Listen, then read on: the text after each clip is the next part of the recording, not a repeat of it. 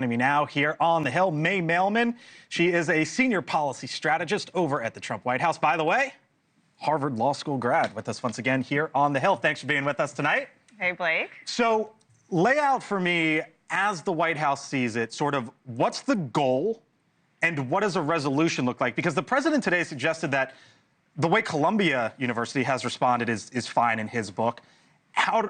What's the goal and what's the resolution here? Yeah, so I think the way the president thinks about it is not different than the way a lot of Americans think about it, which is why on earth are taxpayers, and we have a $36 trillion deficit, paying Harvard to do things. Harvard has a $52 billion endowment that's larger than 100 countries. And so, you know what, if Harvard wants to make its case and say we actually should get money and here's why, then that's a partnership, that's a relationship. And that's something you say, you know what, here's why we need it, and you build goodwill. And what Harvard has done is basically the opposite of that, sued us twice and made a big stink about things, versus Columbia is like, I want to show you that we are a good steward of taxpayer dollars. They're not there yet, but they're working in that direction. So is this about only taxpayer dollars, or is it anti-Semitism, or is it putting a cap on foreign students? Because there's a lot out there. So that's what I ask you, what the goal is. Yeah, but I think it's a partnership, right? And I think that covers all of it. So let's just take the partnership between Harvard and the federal government? Exactly. So if the federal government is going to give money, then we want things in return, like no discrimination, right? Why would you want to fund a project that's done by PhDs who were there not based on merit, but based on aesthetic, right? Let's take foreign students, for example. The foreign exchange program in high schools is not different than the visa program in colleges, where you're supposed to come here and learn American values, take those values, go back to your home countries, and like America, understand America. But if Harvard is not honoring basic information sharing, and instead of actually treating this as, let's teach people American values and let's have this partnership, and instead it's about taking those values and importing them. I hear you talk about partnership, though, but as a conservative, this is the federal government and a private institution.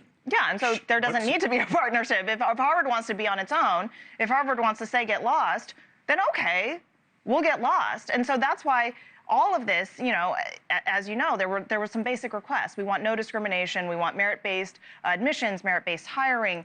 We want ideological diversity, right? People would be able to speak on your campus. And Harvard, instead of even responding to that letter, decided to make a public stink about it. So there is no need for a federal partnership in research grants or student visas or anything, but that's Harvard's choice. So when you talk about no need for a federal partnership and you look at research, for example, May, I'm looking at the smallpox vaccines, anesthesia, Alzheimer detection, and the president today talked about billions of dollars going from Harvard to trade schools. And I don't think anyone would argue that sending billions of dollars to trade schools to develop them and to try to build out the next generation and the new frontier, whatever that may look like. You talk about AI, for example. No one would argue that's a good thing. But and the president just said, it's in exchange for research. And why is that the case that the White House is willing to make? Why does the White House believe that's right, that it's this for that?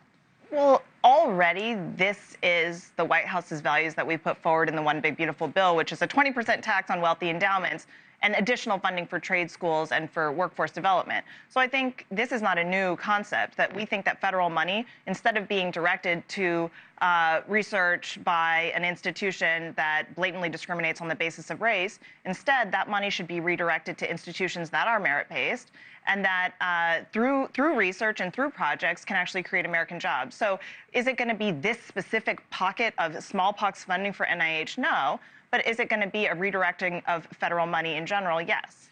Thank you for watching. Subscribe below and download our NewsNation app right now on your phone, and you will get fact-based, unbiased news for all Americans.